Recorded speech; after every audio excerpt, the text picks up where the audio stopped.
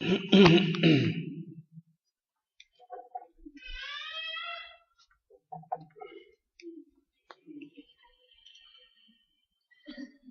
الحمد لله نحمده ونستعينه ونستغفره ونعوذ بالله من شرور أنفسنا ومن سيئات أعمالنا. من يهده الله فلا مضل له ومن يضلل فلا هادي له. وأشهد أن لا إله إلا الله وحده لا شريك له وأشهد أن محمدا عبده ورسوله. اللهم صل على محمد وعلى آل محمد كما صليت على إبراهيم وعلى آل إبراهيم إنك حميد مجيد. اللهم بارك على محمد وعلى آل محمد كما باركت على إبراهيم وعلى آل إبراهيم إنك حميد مجيد. أما بعد فإن خير الحديث كتاب الله وخير الهدي هدي محمد صلى الله عليه وسلم وشر الأمور محدثاتها وكل محدثة بدعة وكل بدعة ضلالة وكل ضلالة في النار. أعوذ بالله من الشيطان الرجيم. يا أيها الذين آمنوا اتقوا الله حق تقاته ولا تموتن إلا وأنتم مسلمون. يا أيها الناس اتقوا ربكم الذي خلقكم من نفس واحدة وخلق منها زوجها وبث منهما رجالا كثيرا ونساء واتقوا الله الذي تساءلون به والأرحام إن الله كان عليكم رقيبا. يا أيها الذين آمنوا اتقوا الله وقولوا قولا سديدا يصلح لكم أعمالكم ويغفر لكم ذنوبكم ومن يطع الله ورسوله فقد فاز فوزا عظيما. قابل صد احترام بھائیوں اور دوستوں، قیامت کا دن انتہائی ہولناک دن ہوگا، اور یہ دن اس قدر طویل ہوگا اپنی تمام ہولناکیوں کے ساتھ اور اپنی تمام سختیوں کے ساتھ اس قدر لمبا ہوگا کہ انسان اس کا تصور کر کے ہی کانپ اٹھتا ہے. انسان اس کے بارے میں سنتا ہے تو اس کے رونگٹے کھڑے ہو جاتے ہیں. انسان دہشت زدہ رہ جاتا ہے کہ اتنا طویل دن ہوگا، اس قدر لمبا دن ہوگا. اللہ رب العزت نے اس کی مقدار 50,000 سال ذکر کی ہے. فرمایا تعرج الملائکۃ والروح الیہ فی یوم کان مقدارہ 50,000 سنہ. 50,000 سنہ، 50 سال نہیں، 50,000 سال.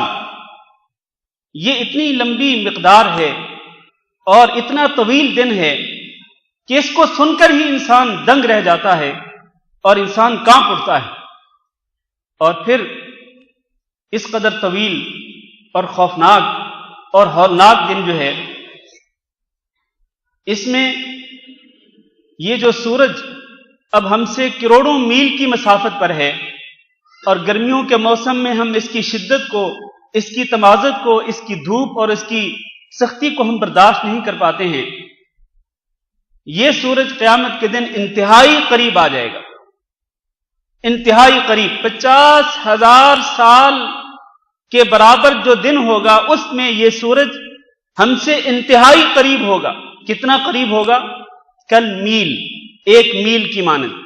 راوی حدیث کہتے ہیں کہ مجھے نہیں معلوم رسول اکرم صلی اللہ علیہ وسلم نے میل سے کیا مراد لیا. میل سے مراد یہ زمین کی جو مسافت ہوتی ہے وہ مراد لی، یا پھر میل سے مراد وہ سلائی لی، وہ سلائی جس کے ساتھ انسان اپنی آنکھوں میں سرما ڈالتا ہے، اس کو بھی میل ہی کہا جاتا ہے عربی زبان میں. تو پہلی مراد ہو یا دوسری مراد ہو، زمین کی مسافت مراد ہو یا وہ ایک سلائی مراد ہو، میرے بھائیوں اس سے ثابت ہوتا ہے کہ یہ سورج انتہائی قریب ہوگا. اور زمین تانبے کی ہوگی. یہ زمین، اصل زمین جو اس وقت ہے یہ نہیں ہوگی، تانبے کی زمین ہوگی. اس پر ہم سب لوگوں نے اکٹھا ہونا ہے، تمام مردوں اور عورتوں نے. حضرت آدم علیہ السلام سے لے کر اس دنیا میں آخری انسان تک سب کے سب لوگ ایک جگہ پہ اکٹھے ہوں گے. اور کس طرح اکٹھے ہوں گے؟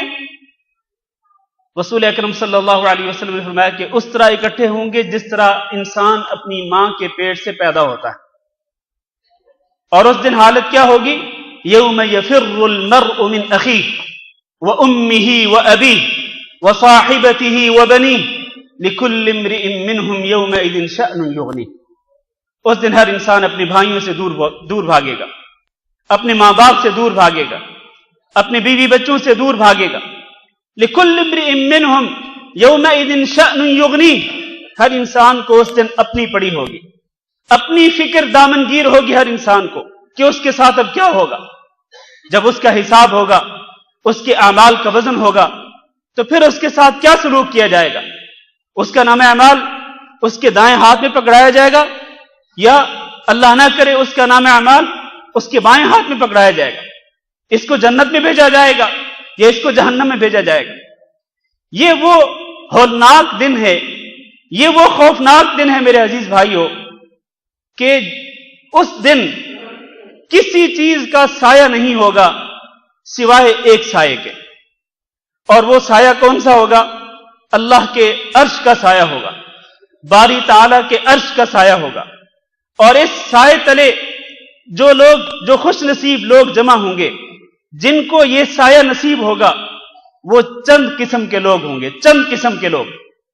رسول اکرم صلی اللہ علیہ وسلم نے ایک حدیث جس کو صحیح بخاری، صحیح مسلم اور حدیث کی باقی کتابوں میں روایت کیا گیا ہے، ابو ہریرہ رضی اللہ تعالیٰ عنہ اس کے راوی ہیں، آپ نے فرمایا سبعۃ یظلھم اللہ فی ظلہ یوم لا ظل الا ظلہ۔ وہ 7 قسم کے افراد ہوں گے کہ جن کو اللہ تعالیٰ قیامت کے دن اپنا سایہ نصیب کرے گا، اور اس کے سائے کے علاوہ کوئی سایہ نہیں ہوگا۔ میرے عزیز بھائیوں، یہ حدیث، سب سے پہلے ہم اس حدیث کا تذکرہ کرتے ہیں۔ اس حدیث کے اندر جن 7 قسم کے لوگوں کو ذکر کیا گیا ہے، ہم ان کو ذکر کرتے ہیں۔ فرمایا ان 7 میں سے پہلا شخص امام العدل، عدل و انصاف کرنے والا حکمران۔ دوسرا وشاب نشا فی عبادت اللہ، وہ نوجوان جس کی نشو و نما، جس کی تربیت اللہ کی عبادت میں ہوتی ہے۔ ورجل قلبه معلق فی المساجد، تیسرا وہ انسان جس کا دل مساجد میں لٹکا رہتا ہے۔ ورجلان تحابا فی اللہ واجتمعا علیہ وتفرقا علیہ، چوتھی قسم کے لوگ وہ ہوں گے، وہ 2 افراد کہ جو دنیا میں صرف اور صرف اللہ کی رضا کے لیے ایک دوسرے سے محبت کرتے تھے، اللہ کی رضا کے لیے اکٹھے ہوتے اور اللہ کی رضا کے لیے ہی ایک دوسرے سے جدا ہوتے۔ ورجل دعته امرأة ذات منصب وجمال، اور 5ویں قسم کے لوگ وہ ہوں گے، ان میں سے ایک شخص کہ جس کو ایک منصب والی، خوبصورت، حسن و جمال والی عورت جو ہے وہ اس نے دعوت دی زنا کے لیے، بدکاری کے لیے۔ فقال انی اخاف اللہ، اس نے یہ کہا کہ میں اللہ تعالیٰ سے ڈرتا ہوں۔ یہ 5ویں قسم کے لوگ۔ ورجل تصدق بصدقۃ، 6ٹھی قسم کے لوگ وہ کہ ان میں سے کسی نے صدقہ کیا تو اس قدر خفیہ طریقے سے، رازدارانہ طریقے سے اس نے صدقہ کیا کہ اس نے اپنے بائیں ہاتھ کو بھی پتہ نہیں چلنے دیا کہ اس کے دائیں ہاتھ نے کیا خرچ کیا ہے۔ ورجل ذکر اللہ خالیا ففاضت عینہ، اور 7ویں قسم کے لوگ وہ ہوں گے کہ ان میں سے ایک شخص جب وہ خلوت میں ہوتا اور اللہ تعالیٰ کو یاد کرتا تو اس کی آنکھوں سے آنسو بہ نکلتے۔ میرے بھائیوں، اس حدیث کی تشریح کرنے سے پہلے اور اس کی تفصیلات میں جانے سے پہلے میں کچھ تنبیہات عرض کرنا چاہتا ہوں اسی حدیث کے متعلق۔ پہلی بات یہ کہ اس حدیث میں رسول اکرم صلی اللہ علیہ وسلم نے جو فرمایا کہ سبعۃ یظلھم اللہ فی ظلہ، 7 ہوں گے جن کو اللہ تعالیٰ سایہ نصیب کرے گا۔ 7 سے مراد 7 افراد نہیں، 7 افراد نہیں بلکہ 7 قسم کے لوگ ہیں، اور رسول اکرم صلی اللہ علیہ وسلم نے ان کے اوصاف بیان فرمائے ہیں، ان کی صفات بیان فرمائی ہیں کہ یہ صفات جتنے بھی لوگوں میں ہوں گی وہ سارے کے سارے لوگ اللہ رب العزت کے عرش کے سائے تلے جمع ہوں گے۔ یہ پہلی تنبیہ۔ دوسری تنبیہ یہ ہے کہ یہ جو صفات ہیں، یہ صفات صرف مردوں کے لیے ہی نہیں ہیں، بلکہ یہ صفات اگر عورتیں بھی اختیار کریں، خواتین بھی، ہماری مومنہ مائیں اور بہنیں، ہماری بیٹیاں، ہماری بیویاں بھی اگر ان صفات کو اختیار کریں تو وہ بھی ان خوش نصیب لوگوں میں شامل ہو سکتی ہیں جن کو اللہ تعالیٰ قیامت کے دن اپنے عرش کا سایہ نصیب کرے گا۔ اور تیسری بات یہ ہے کہ یہ عرش باری تعالیٰ کے سائے تلے جگہ پانے والے جو لوگ ہیں، یہ خوش نصیب لوگ، ان میں صرف 7 قسم کے لوگ ہی نہیں ہیں، بلکہ 7 کے علاوہ 7 تو وہ ہیں جو اس حدیث میں ذکر کیے گئے، 7 کے علاوہ کچھ اور لوگ بھی ہیں، انشاءاللہ آگے چل کر ہم ان کا بھی تذکرہ کریں گے۔ اور آخری تنبیہ یہ ہے کہ اس حدیث میں جو اللہ کے رسول نے فرمایا فی ظلہ یظلہم اللہ فی ظلہ، ان کو اللہ تعالیٰ سایہ دے گا اپنے سائے میں، یوم لا ظل الا ظلہ، اس دن اس کے سائے کے علاوہ کوئی سایہ نہیں ہوگا۔ تو کیا اس سے مراد خود اللہ رب العزت کا سایہ ہے؟ فی ظلہ، حدیث کے الفاظ یہی بتلا رہے ہیں کہ اللہ تعالیٰ کا اپنا سایہ ہوگا اور اس دن اس کے سائے کے علاوہ کوئی اور سایہ نہیں ہوگا۔ جبکہ اسی حدیث کی ایک اور روایت میں جس کو سنن سعید ابن منصور میں روایت کیا گیا، اس میں یہ ہے کہ یظلہم اللہ فی ظل عرشہ یوم لا ظل الا ظلہ، کہ ان کو اللہ تعالیٰ اپنے عرش کا سایہ نصیب کرے گا، اس دن عرش کے سائے کے علاوہ کوئی سایہ نہیں ہوگا۔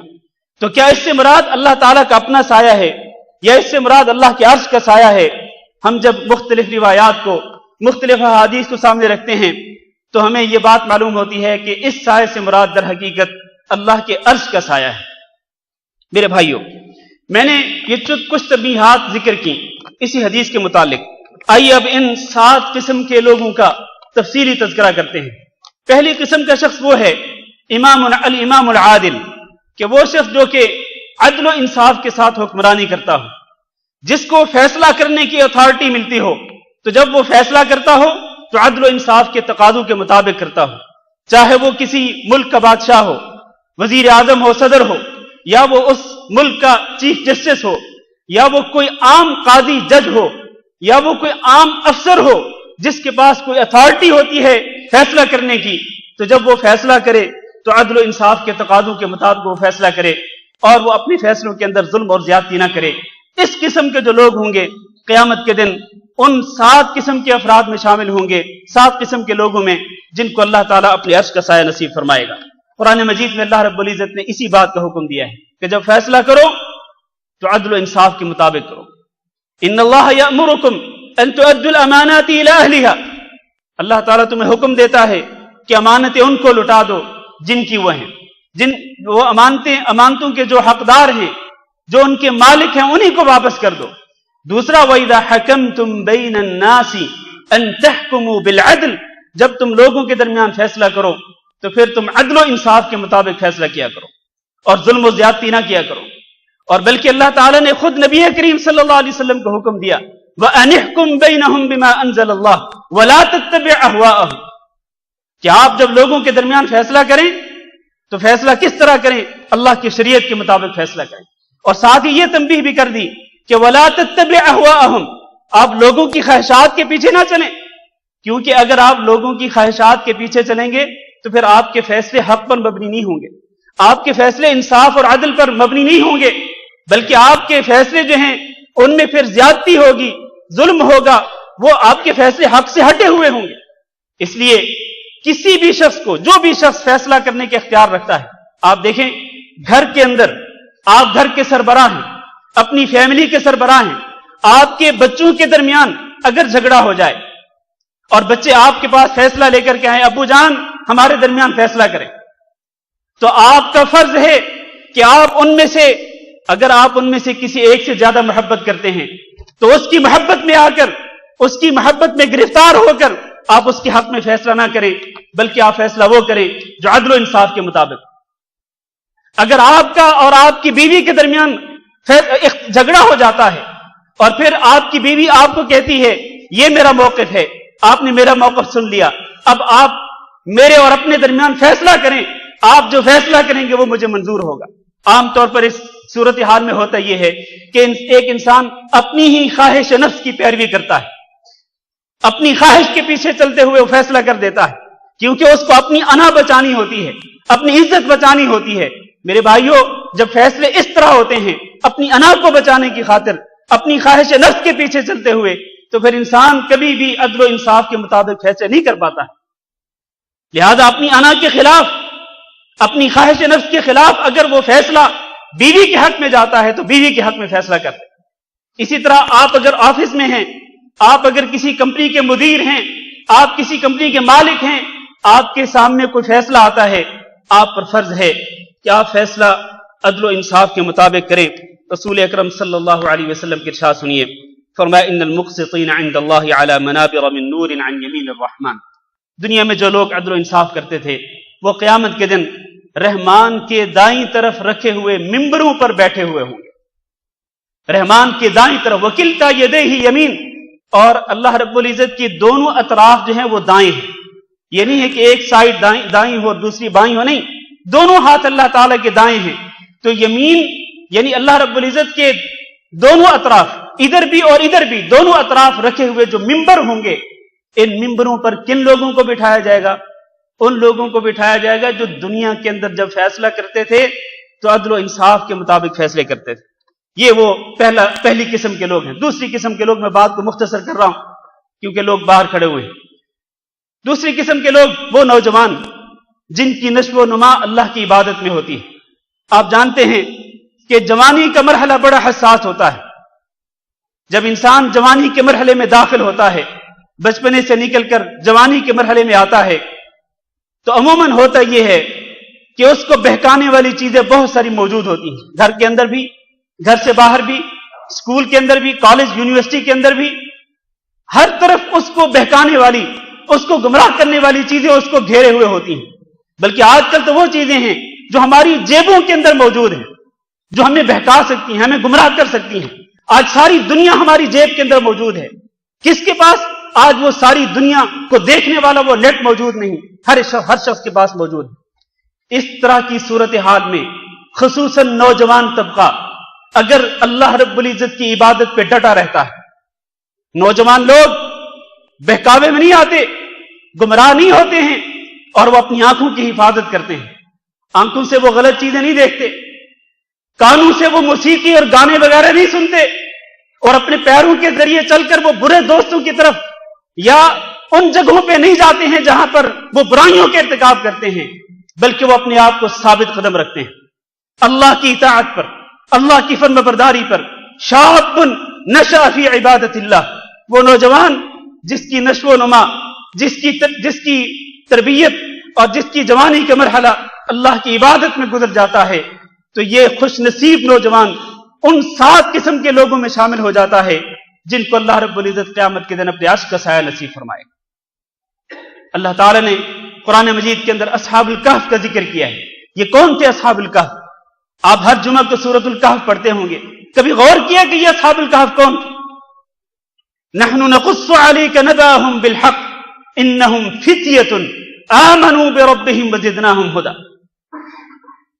پورا قصہ ذکر کرنا مقصود نہیں، صرف یہ عرض کرنا مقصود ہے کہ اللہ نے فرمایا یہ چند نوجوان تھے، نوخیز نوجوان لوگ تھے، آمنوا بربہم، جو اپنے رب پر ایمان لائے تھے، اپنے رب کی توحید کو ماننے کے انہوں نے اعلان کیا تھا۔ اور یہ وہ دور تھا جب لوگ، حتیٰ کہ بادشاہ بھی لوگوں کو مجبور کرتا تھا کہ آپ اللہ تعالیٰ کے ساتھ شرک کریں اور بتوں کی پوجا کریں، لیکن یہ نوجوان کھڑے ہوئے، انہوں نے کہا قاموا فقالوا ربنا رب السماوات والارض لن ندعو من دونه الہا، ہمارا رب وہ ہے جو آسمانوں کا بھی رب، زمین کا بھی رب، ہم اس کے علاوہ کسی اور معبود کو نہیں پکاریں گے۔ یہ وہ چیلنج تھا ان نوجوانوں کا جو انہوں نے اس وقت کے بادشاہ کو کیا تھا، جو اپنی عوام کو مجبور کرتا تھا کہ بتوں کی پوجا کرو۔ اللہ تعالیٰ نے ان نوجوانوں کی حفاظت فرمائی۔ یہ کہف میں پناہ لینے پر مجبور ہوئے، غار کے اندر پناہ لینے پہ مجبور ہوئے، اللہ رب العزت نے ان کی حفاظت فرمائی۔ اور آپ اس قصے کو ضرور پڑھیں، اس کے اندر بہت ساری عبرتیں ہیں۔ تو جوانی کا جو مرحلہ ہوتا ہے یہ بڑا اہم ہوتا ہے۔ نوجوانوں، اس مسجد کے اندر جو نوجوان موجود ہیں اور جہاں تک یہ میری آواز پہنچے گی، میں ان نوجوانوں کو خطاب کرنا چاہتا ہوں، نوجوانوں اپنی جوانی کو سنبھالو، اپنی جوانی کو کنٹرول کرو، اور جوانی کے اندر ان فتنوں سے بچنے کی کوشش کرو جن فتنوں نے آپ کو چاروں طرف سے گھیر رکھا ہے۔ اپنی حفاظت کرو، اپنی جوانی کو داغدار نہ بناؤ، جوانی کے اوپر دھبا نہ لگنے دو برائی کا، بدکاری کا اور اس طرح دیگر برائیوں کا۔ جوانی کی حفاظت کرو۔ رسول اکرم صلی اللہ علیہ وسلم نے ارشاد فرمایا اغتنم خمسا قبل خمس، 5 سے پہلے 5 کی حفاظت کرو، غنیمت سمجھو۔ شبابک قبل حرمک، بڑھاپے سے پہلے اپنی جوانی کو غنیمت سمجھو۔ جوانی کے اندر انسان توانا ہوتا ہے، اس کی طاقتیں، اس کی توانائیاں اس کا ساتھ دیتی ہیں، اور اس پر عمل ہماری نوجوان بیٹیاں بھی کر سکتی ہیں. جو خطرہ آج نوجوان بیٹوں کو ہے وہی خطرہ آج نوجوان بیٹیوں کو بھی ہے, نوجوان بہنوں کو بھی ہے. لہذا ان نوجوان بیٹیوں اور بہنوں کو بھی اس چیز کو سامنے رکھنا چاہیے کہ اپنی جوانی کو غنیمت سمجھیں بڑھاپا آنے سے پہلے. اور حدیث آگے وہ جس میں 5 چیزوں کا ذکر کیا گیا, میں اس کو ذکر نہیں کرتا کیونکہ وقت تھوڑا ہے. اور میں نوجوانوں سے یہ بھی عرض کرنا چاہتا ہوں کہ نوجوانوں, اگر آپ اپنی جوانی کی حفاظت نہیں کریں گے تو یاد رکھیں قیامت کے دن عرض محشر جس کا میں تذکرہ کر رہا تھا, وہ ہولناک دن 50,000 سال والا دن جو ہے کہ جب عرش کے سائے کے علاوہ کوئی سایہ نہیں ہوگا, اس دن کوئی انسان اپنی جگہ سے قدم نہیں ہلا پائے گا جب تک کہ وہ 5 سوالوں کے جواب نہیں دے گا. ان 5 سوالوں میں سے ایک سوال مجھ سے بھی ہونے والا ہے, آپ سے بھی ہونے والا ہے, ہر اس شخص سے ہونے والا ہے جو جوانی سے گزر کے جاتا ہے. عن شبابہ فیما ابلہ, اور بتلا تو نے اپنی جوانی کس چیز میں کھپائی تھی, اپنی جوانی کی طاقتوں کو تم نے کس چیز میں خرچ کیا تھا. اس کا سوال مجھ سے بھی ہونے والا, آپ سے بھی ہونے والا ہے. اپنی توانائیوں کو کہاں کھپا دیا تھا. لہذا ہمیں اس دن کے اس سوال کے جواب کے لیے تیار رہنا چاہیے کہ ہمیں اس دن کیا جواب دینا ہے. تیسری قسم کے لوگ وہ کہ جو مسجد کے اندر آتے ہیں تو مسجد سے ان کو محبت ہو جاتی ہے, مساجد میں ان کے دل لٹکے ہوئے ہوتے ہیں. مساجد کے اندر آتے ہیں, اللہ کے گھروں کے اندر آتے ہیں تو ان کے دلوں کو سکون نصیب ہوتا ہے. ان کی جتنی ٹینشنیں ہوتی ہیں, جتنی پریشانیاں ہوتی ہیں, وہ ساری چھٹ جاتی ہیں.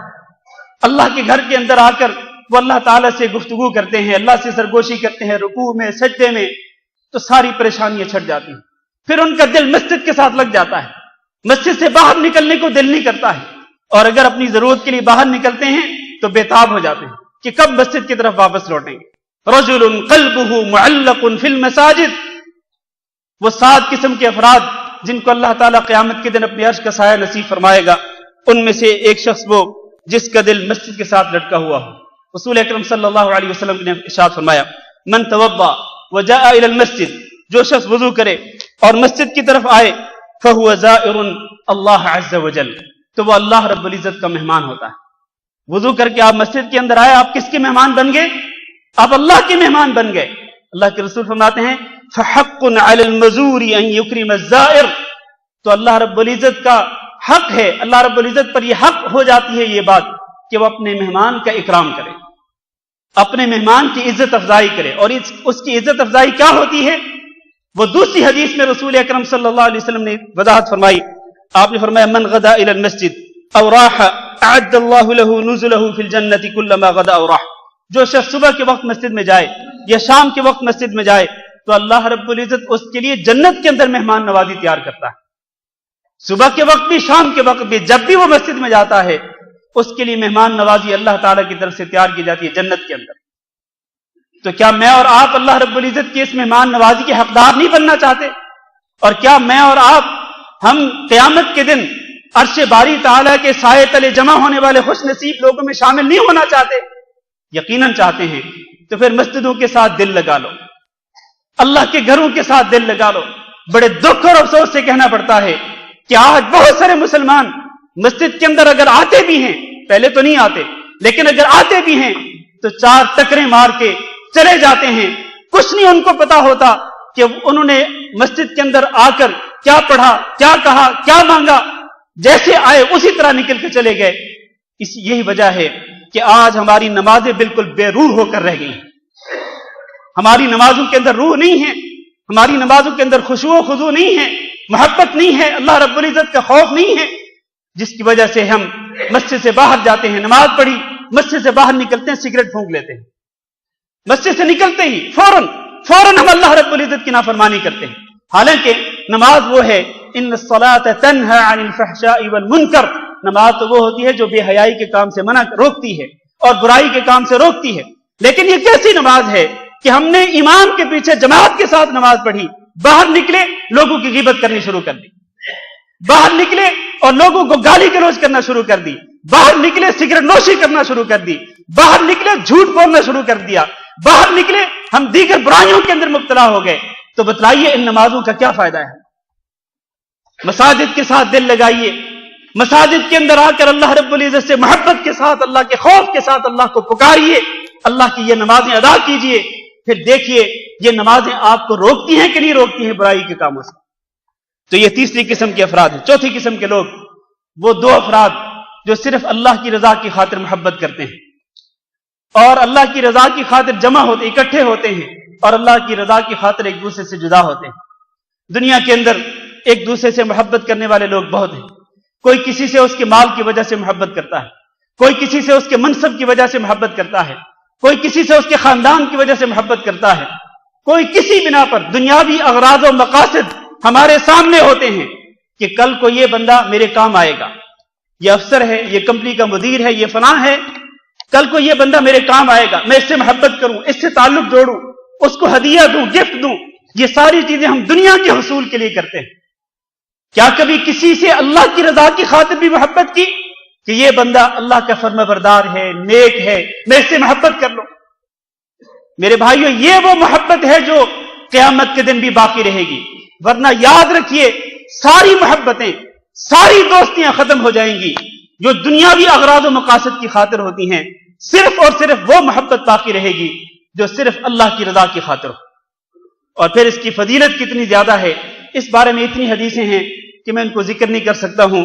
اس وقت میرے سامنے بات یہ ہے کہ میں اس موضوع کو کمپلیٹ کر لوں، ورنہ اس موضوع پر جو محبت کے متعلق جو احادیث ہیں بہت زیادہ ہیں۔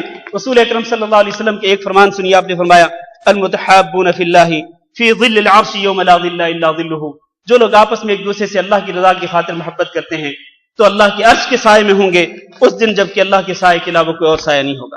پانچویں قسم کا شخص وہ جو اللہ تعالیٰ سے حقیقت میں ڈرتا ہے، واقعتاً اس کے دل میں اللہ کا خوف ہے کہ جب اس کو ایک منصب والی عورت، کسی بڑے منصب پہ فائز ایک خاتون، اور وہ بھی عام خاتون نہیں، منصب والی بھی ہے، اور دوسرا یہ ہے کہ وہ حسین و جمیل بھی ہے، وہ خود اس کو دعوت دیتی ہے کہ آؤ میرے ساتھ برائی کرو۔ ایسی صورتحال میں برائی سے بچنا بڑا مشکل ہوتا ہے، برائی کے اسباب خود بخود میسر ہو جاتے ہیں، لیکن وہ شخص جو اللہ تعالیٰ سے ڈرتے ہوئے اس عورت کی اس پیشکش کو ٹھکرا دیتا ہے، اس آفر کو کسی خاطر میں نہیں لاتا اور وہ اپنی عزت کو بچاتا ہے، اللہ تعالیٰ سے ڈرتے ہوئے وہ اس برائی سے، اس بدکاری سے اپنے آپ کو بچا لیتا ہے، تو یہ وہ شخص ہے کہ جس کو اللہ تعالیٰ قیامت کے دن اپنے عرش کا سایہ نصیب فرمائے گا۔ آپ جانتے ہیں حضرت یوسف علیہ الصلوۃ والسلام کو ان کے دور کے بادشاہ کی بیوی نے اپنے محل کے اندر دعوت دی، اور محل بھی وہ جو بادشاہ کا محل ہے، اور پھر اپنے محل کے سارے دروازے بند کر کے وغلقت الابواب وقالت ہیت لک، کہ جہاں پر کوئی ان کو دیکھنے والا نہ تھا، دعوت دی کہ ہیت لک، آؤ۔ حضرت یوسف علیہ الصلوۃ والسلام نے کیا کہا؟ معاذ اللہ، یہ ہے وہ اللہ کا خوف، یہ ہے وہ اللہ کا ڈر کہ جہاں پر آپ برائی کر سکتے ہوں، اس برائی کے ارتکاب کے مواقع میسر ہوں، 100% آپ آسانی سے وہ برائی کر سکتے ہوں، لیکن آپ اللہ تعالی سے ڈر کر اس برائی سے اپنے دامن کو بچا لیں، یہ وہ اللہ کا خوف ہے، یہ وہ تقوی، یہ وہ پرہیزگاری ہے کہ ایسی صفت جس کے اندر یہ صفت پیدا ہو جائے تو اللہ تعالیٰ اس شخص کو قیامت کے دن اپنے عرش کا سایہ نصیب فرمائے گا۔ اللہ تعالیٰ نے قرآن مجید میں ارشاد فرمایا وَأَمَّا مَنْ خَافَ مَقَامَ رَبِّهِ وَنَهَى النَّفْسَ عَنِ الْهَوَىٰ فَإِنَّ الْجَنَّةَ هِيَ الْمَأْوَىٰ، جو شخص اپنے رب کے سامنے کھڑے ہونے سے ڈر جاتا ہے کہ مجھے کل قیامت کے دن اللہ تعالیٰ کے سامنے کھڑا ہونا ہے، مجھے اپنے اعمال کا حساب دینا ہے، مجھ سے اللہ تعالیٰ پوچھے گا تو میں کیا جواب دوں گا۔ وَنَهَى النَّفْسَ عَنِ الْهَوَىٰ، اور اللہ تعالیٰ سے ڈرتے ہوئے وہ اپنی نفسانی خواہش کی اتباع نہیں کرتا، پیروی نہیں کرتا، فرمایا فَإِنَّ الْجَنَّةَ هِيَ الْمَأْوَىٰ، اس کا ٹھکانہ یقینی طور پر جنت ہے۔ اس طرح کا خوف ہم سب کو اپنے دلوں کے اندر پیدا کرنا چاہیے۔ چھٹی قسم کے لوگ وہ ہیں کہ جو صدقہ کرتے ہیں تو وہ ریاکاری نہیں کرتے ہیں، دکھلاوا نہیں کرتے ہیں، بلکہ صرف اور صرف اللہ کی رضا کی خاطر وہ صدقہ کرتے ہیں، اور اس قدر رازدارانہ طریقے سے، خفیہ طریقے سے صدقہ کرتے ہیں کہ ان کے اپنے ہی بائیں ہاتھ کو نہیں پتا ہوتا کہ ان کے دائیں ہاتھ میں کیا خرچ کیا ہے، نہایت ہی خفیہ طریقے سے وہ خرچ کرتے ہیں۔ میرے بھائیوں، ویسے انسان اگر ظاہری طور پر صدقہ کرے، اس کی نیت میں اخلاص ہو، ریاکاری دکھلاوا مقصود نہ ہو، تو وہ بھی جائز ہے، اس میں کوئی حرج نہیں ہے، لیکن اگر ایک انسان مکمل طور پر ریاکاری سے بچتے ہوئے اپنے صدقے کو خفیہ طور پر کرتا ہے تو یہ اس کے لیے بہتر اور افضل ہے۔ اللہ تعالیٰ نے قرآن مجید میں ارشاد فرمایا ان تبدوا الصدقات فنعما ہی، اگر تم ظاہری طور پر صدقے کرو تو وہ بھی اچھے ہیں، شرط یہ ہے کہ ریاکاری کی نیت نہ ہو، اخلاص کے ساتھ صدقہ کرنا چاہیں۔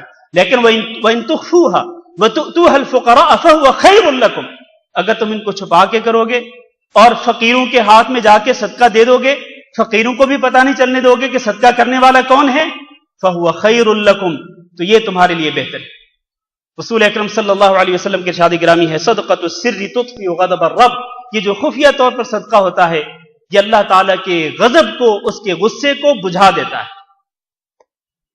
تو یہ جو خفیہ طور پر صدقہ کرنے والے جو لوگ ہوتے ہیں ان کو اللہ تعالیٰ قیامت کے دن اپنے عرش کا سایہ نصیب فرمائے گا۔ ساتویں قسم کے لوگ وہ ہیں جو اس حدیث کے اندر آخری قسم کے لوگ ہیں کہ رجل ذکر اللہ خالیا ففاضت عیناہ، کہ خلوت میں جب اللہ تعالیٰ کو یاد کرتے ہیں، اللہ کی عظمت کو یاد کرتے ہیں، اللہ کی کبریائی کو یاد کرتے ہیں، اللہ رب العزت کے عذاب کو یاد کرتے ہیں اور ادھر اپنے گریبان میں جھانک کر اپنے گناہوں پر نظر ڈالتے ہیں، اپنے گناہوں پر نظر ڈالتے ہیں تو بے ساختہ طور پر ان کی آنکھوں سے آنسو بہہ نکلتے ہیں۔ یہ جو اللہ سے ڈر کر، اللہ کے عذاب سے ڈرتے ہوئے، اللہ کی پکڑ سے ڈرتے ہوئے، اللہ کی مغفرت کو یاد کر کے، اللہ کی رحمت کو یاد کر کے اپنے گناہوں پر اشک ندامت بہا دیتے ہیں، یہ وہ لوگ ہیں کہ جن کو اللہ تعالیٰ قیامت کے دن اپنے عرش کا سایہ نصیب فرمائے گا۔ رسول اکرم صلی اللہ علیہ وسلم کی حدیث سنیے اور میں اسی پر اپنا خطبہ ختم کرتا ہوں۔ فرمایا عینان لا تمسہم النار، دو آنکھیں ایسی ہیں کہ جن کو جہنم کی آگ نہیں چھوئے گی۔ عین بکت من خشیت اللہ، وہ آنکھ جو اللہ کے ڈر کی وجہ سے رو دی، جس آنکھ سے اللہ کے ڈر کی وجہ سے، اللہ کی خشیت کی وجہ سے آنسو بہہ نکلے، اس آنکھ کو جہنم کی آگ نہیں چھوئے گی۔ وعین باتت تحرس فی سبیل اللہ، اور وہ آنکھ جو رات کے وقت پہرا دیتے ہوئے جاگتی رہی اللہ کے راستے میں، جہاد کے میدان میں وہ جاگتی رہی، پہرا دیتی رہی، اس آنکھ کو بھی قیامت کے دن جہنم کی آگ نہیں چھوئے گی۔ تو یہ 7 قسم کے افراد ہیں جن کو میں نے انتہائی اختصار کے ساتھ ذکر کیا ہے۔ ہم دعا کرتے ہیں کہ اللہ رب العزت ہم سب مردوں کو بھی اور خواتین کو بھی جو ہمارا خطبہ سن رہی ہیں، ہم سب کو اللہ تعالیٰ ان صفات کو اختیار کرنے کی توفیق نصیب فرمائے، اور اللہ رب العزت ہم سب کو ان 7 قسم کے خوش نصیب لوگوں میں شامل فرمائے جن کو اللہ تعالیٰ قیامت کے دن اپنے عرش کا سایہ نصیب فرمائے گا۔ استغفر اللہ لی ولکم انہ هو الغفور الرحیم۔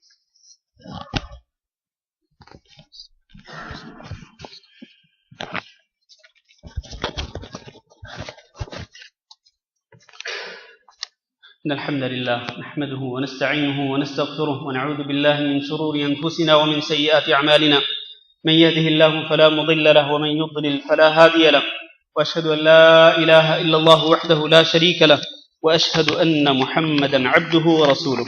اللهم صل على محمد وعلى آل محمد كما صليت على إبراهيم وعلى آل إبراهيم إنك حميد مجيد۔ اللهم بارك على محمد وعلى آل محمد كما باركت على إبراهيم وعلى آل إبراهيم إنك حميد مجيد۔ اما بعد، محترم بھائی اور دوستو، خطبہ کے آغاز میں نے ایک تنبیہ کی تھی کہ اللہ رب العزت کے عرش کا سایہ پانے والے جو لوگ ہیں قیامت کے دن، وہ صرف 7 ہی قسم کے لوگ نہیں ہیں بلکہ کچھ اور قسم کے لوگ بھی ہیں جن کو اللہ تعالیٰ یہ سایہ نصیب فرمائے گا۔ تو میں ان کا بھی انتہائی اختصار سے ذکر کر دیتا ہوں، صرف حدیث ذکر کرتا ہوں۔ رسول اکرم صلی اللہ علیہ وسلم نے ارشاد فرمایا من انظر معسرا او وضع له، جو شخص کسی تنگ دست کو مہلت دے دے، یعنی اس نے کسی کو قرضہ دیا، اب قرضے کی مدت ختم ہو گئی، وہ تنگ دست ہے، وہ قرضہ واپس نہیں کر سکتا ہے، اس نے اس کو مہلت دے دی، او وضع عنہ، یا پھر اس نے اس کو معافی کر دیا، اس نے اس کی سچویشن کو، مالی صورتحال کو دیکھا کہ یہ بڑا کمزور ہے، یہ قرضہ واپس نہیں کر سکتا، اس نے کہا میں اللہ کی رضا کے لیے تمہیں معاف کرتا ہوں۔ تو جو شخص بھی کسی تنگ دست کو مہلت دیتا ہے یا پھر اس کو معاف کر دیتا ہے، فرمایا اظلہ اللہ یوم القیامت تحت ظل عرشہ یوم لا ظل الا ظلہ، اس کو اللہ تعالیٰ قیامت کے دن اپنے عرش کا سایہ نصیب فرمائے گا، اور اس دن اللہ کے عرش کے سائے کے علاوہ کوئی سایہ نہیں ہوگا۔ تو یہ ان 7 قسم کے لوگوں کے علاوہ ہے جو تنگ دست کو مہلت دینے والا ہو یا تنگ دست کو قرضہ معاف کرنے والا ہو۔ ایک اور حدیث سنیے، فرمایا التاجر الصدوق مع السبعة في ظل عرش الله يوم القيامة، کہ وہ شخص جو تاجر ہو، بزنس مین ہو، کاروباری ہو، لیکن الصدوق، وہ ہمیشہ سچ بولتا ہے اپنے کاروبار میں، وہ جھوٹ نہیں لاتا اپنی زبان پر، وہ جو بھی کاروبار کرتا ہے اس کو یقین ہے اس بات پر کہ میں جو سچ بول کر کماؤں گا اسی کے اندر اللہ تعالیٰ برکت دے دے گا تو وہ میرے لیے کافی ہے، اور وہ جھوٹ بول کر نہیں کماتا ہے۔ تو جو تاجر، جو بزنس مین سچی تجارت کرتا ہے، سچ بول کر تجارت کرتا ہے، تو وہ بھی ان 7 قسم کے لوگوں کے ساتھ شامل ہوگا جن کو اللہ تعالیٰ قیامت کے دن اپنے عرش کا سایہ نصیب فرمائے گا۔ آخری حدیث ذکر کرتا ہوں، فرمایا من اعان مجاہدا فی سبیل اللہ، جو شخص اللہ کے راستے میں جہاد کرنے والے مجاہد کی اعانت کرے، او غارما فی عسرتہ، یا ایسے شخص کی معاونت کرے کہ جس پر کوئی چٹی پڑ گئی ہو اور وہ تنگ دست ہو، وہ تنگ دست ہے اور اس پر ایک چٹی پڑ گئی، خواہ مخواہ ہی کوئی چٹی اس پر پڑ گئی تو اس نے اس کی معاونت کر دی۔ او مکاتبا فی رقبتہ، ایک شخص اپنے آقا، ایک غلام ہے اور وہ اپنے آقا کے ساتھ معاہدہ کر لیتا ہے کہ میں اتنے سال محنت کر کے آپ کو پیسے دوں گا، اس کے بعد میں آپ سے آزادی حاصل کرنا چاہتا ہوں۔ اب یہ تنگ دست ہے، یہ غلام ہے، یہ آپ اس کی معاونت کرتے ہیں کہ یہ لیجئے، یہ پیسے لیں، اپنے آقا سے رہائی لے لیں۔ تو کسی شخص کو رہائی دلانے کی خاطر اس نے اس کی مدد کر دی۔ 3 قسم کے لوگ، مجاہد فی سبیل اللہ کی معاونت کرنے والا، جو شخص تنگ دست ہو اور اس پر چٹی پڑ جائے اس کی معاونت کرنے والا، اور جو شخص غلام ہو یا کسی ناجائز کیس میں پھنسا ہوا ہو، کسی ناجائز مقدمے میں وہ گرفتار ہو، آپ اس کو پیسے دیتے ہیں کہ تم یہ پیسے دے کر اپنے وکیل وغیرہ کی فیس دے کر کے تم رہائی پالو۔ تو جو شخص ان 3 قسم کے لوگوں کی معاونت کرتا ہے، اللہ کے رسول نے فرمایا اظلہ اللہ یوم لا ظل الا ظلہ، اللہ تعالیٰ ایسے لوگوں کو بھی اپنے عرش کا سایہ نصیب فرمائے گا کہ اس دن اللہ تعالیٰ کے عرش کے سائے کے علاوہ کوئی اور سایہ نہیں ہوگا۔ میرے عزیز بھائیوں، اس موضوع پر میں نے کچھ ان افراد کا ذکر کیا ہے کہ جن کو اللہ تعالیٰ قیامت کے دن اپنے عرش کا سایہ نصیب فرمائے گا۔ اللہ تعالیٰ سے دعا کرتے ہیں کہ اللہ رب العزت ہم سب کو یہ صفات اختیار کرنے کی توفیق دے، اور اللہ تعالیٰ ہم سب کو ان خوش نصیب لوگوں میں شامل فرمائے جن کو اللہ تعالیٰ اپنے عرش کا سایہ نصیب فرمائے گا۔ اللہ تعالیٰ ہم سب کو قیامت کے دن کے ہولناکیوں سے، اس دن کی سختیوں سے ہم سب کو محفوظ فرمائے، اور ہمیں ہمارے نام اعمال ہمارے دائیں ہاتھوں میں پکڑا کر ہم سب کو جنت الفردوس میں داخل فرمائے۔ اللہم اغفر لنا وللمؤمنین والمؤمنات وللمسلمین والمسلمات الأحياء منهم والأموات، اللهم إنا نسألك العفو والعافية والمعافاة الدائمة في الدنيا والآخرة، اللهم أعز الإسلام والمسلمين وأذل الشرك والمشركين، اللهم أعز الإسلام والمسلمين وأذل الشرك والمشركين، اللهم إنا نسألك رضاك والجنة ونعوذ بك من سخطك والنار، اللهم فرج هم المهمومين ونفس كرب المكروبين واقض الدين عن المدينين واشف مرضانا ومرضى المسلمين، اللهم آمنا في أوطاننا واجعل هذا البلد آمنا مطمئنا وسائر بلاد المسلمين۔ عباد الله، إن الله يأمر بالعدل والإحسان وإيتاء ذي القربى وينهى عن الفحشاء والمنكر والبغي يعظكم لعلكم تذكرون، سبحان ربك رب العزة عما يصفون وسلام على المرسلين والحمد لله رب العالمين۔ الله أكبر الله أكبر، أشهد أن لا إله إلا الله، أشهد أن محمدا رسول الله، حي على الصلاة حي على الفلاح، قد قامت الصلاة قد قامت الصلاة، الله أكبر الله أكبر، لا إله إلا الله۔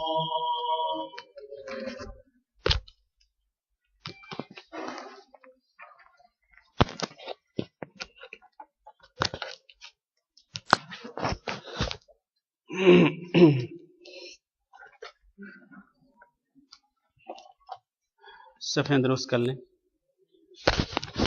ساتھ مل جائیں۔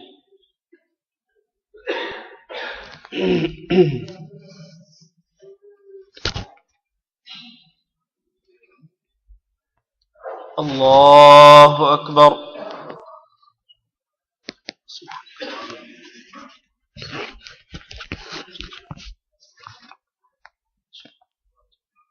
بسم اللہ الرحمن الرحیم۔ الحمد لله رب العالمين الرحمن الرحيم مالك يوم الدين إياك نعبد وإياك نستعين اهدنا الصراط المستقيم صراط الذين أنعمت عليهم غير المغضوب عليهم ولا الضالين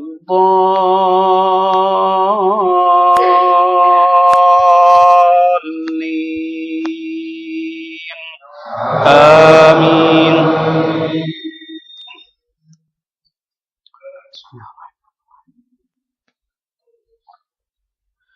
ألم تر كيف فعل ربك بأصحاب الفيل ألم يجعل كيدهم في تضليل وأرسل عليهم طيرا أبابيل ترميهم بحجارة من سجيل فجعلهم كعصف مأكول. الله أكبر.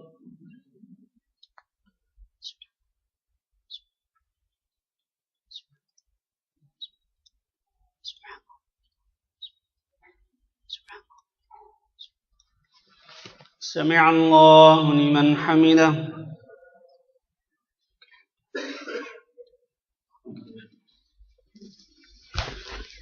الله أكبر.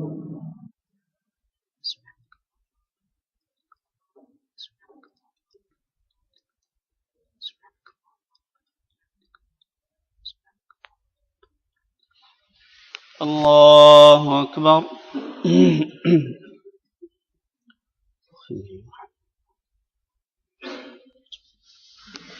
الله أكبر.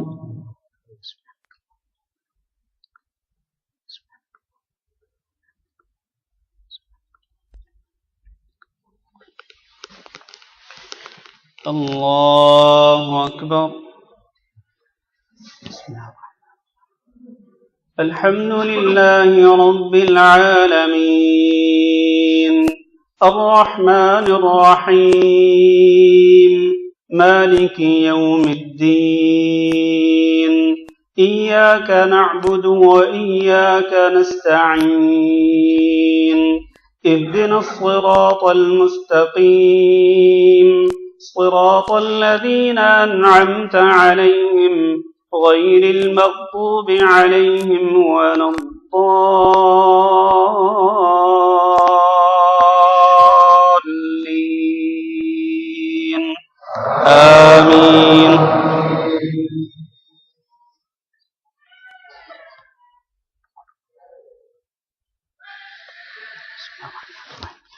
لإيلاف قريش إيلافهم رحلة الشتاء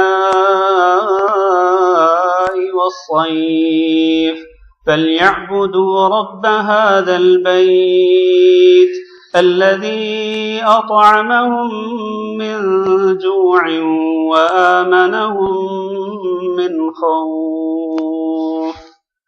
الله أكبر.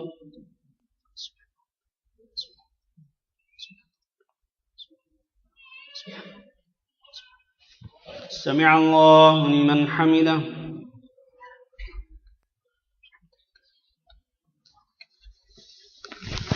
الله أكبر.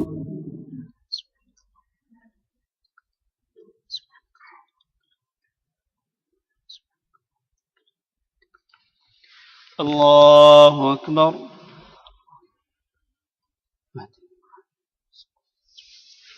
الله أكبر.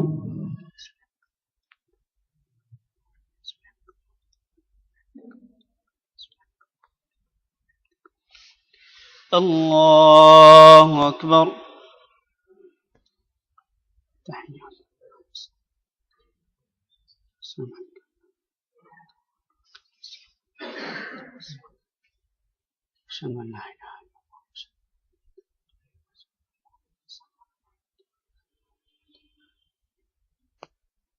كما صليت على إبراهيم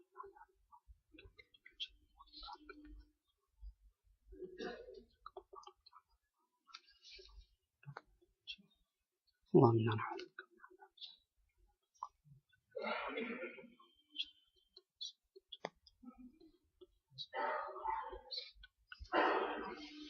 السلام عليكم ورحمة الله.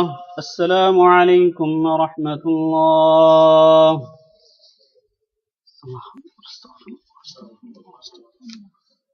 اللهم أنت السلام ومنك السلام. لا إله إلا الله وحده لا شريك له. اللهم لا مانع لما أعطيت ولا حول ولا قوة إلا بالله.